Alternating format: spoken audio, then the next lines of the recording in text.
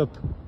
Oui, on a rencontré il y a quelques minutes maintenant le ministre des Outre-mer pour lui dire plusieurs choses. D'abord, lui dire que en l'état, la mission Outre-mer est inacceptable. Elle est inacceptable parce que, je rappelle, c'est quand même des baisses conséquentes.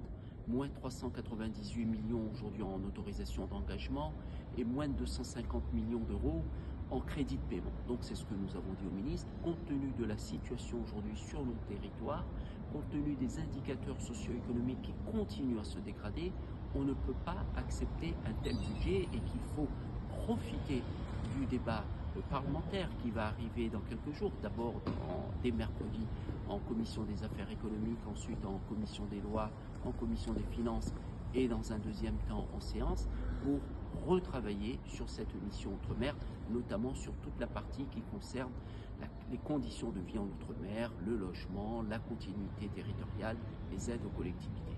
J'ai insisté également sur la situation des collectivités aujourd'hui, des collectivités ultramarines. Elles ne peuvent pas subir les coups de rabot de ce budget. Chez nous, les collectivités ont un rôle majeur. Les mairies, bien sûr, mais également les intercommunalités. Les mairies, elles ont un rôle majeur dans la proximité, elles ont un rôle majeur dans l'investissement sur les équipements et elles ont un rôle majeur puisqu'elles contribuent à la commande publique, ce sont des donneurs d'ordre. Donc j'ai dit à Monsieur le Ministre, là aussi il faut revoir. Lorsque on diminue le FEI, le Fonds exceptionnel d'investissement, lorsqu'on diminue les aides au crédit bancaire, lorsque on revient sur le quorum, tout ça n'est pas bon pour nos collectivités, mais surtout ce qui n'est pas bon, c'est ce qui est prévu à l'article 64, notamment vouloir intégrer les collectivités ultramarines dans ce plan d'économie, c'est-à-dire la fameuse ponction de 2% sur leurs recettes. Donc j'ai dit à Monsieur le Ministre que ça, ce n'était pas acceptable. Il a pris l'engagement que sur ce sujet-là, bien sûr, on avance et que normalement les communes ultramarines devaient en être exclues.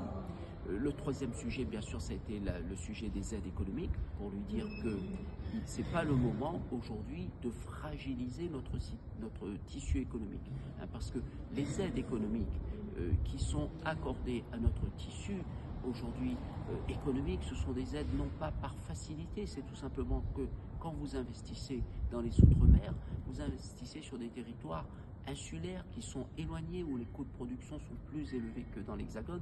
Donc il s'agit tout simplement d'accompagner, de soutenir les secteurs économiques, certains secteurs économiques, notamment nos petites entreprises, pour que, bien sûr, elles puissent se développer et générer de l'emploi. Donc c'est tout cela que nous sommes venus dire au ministre.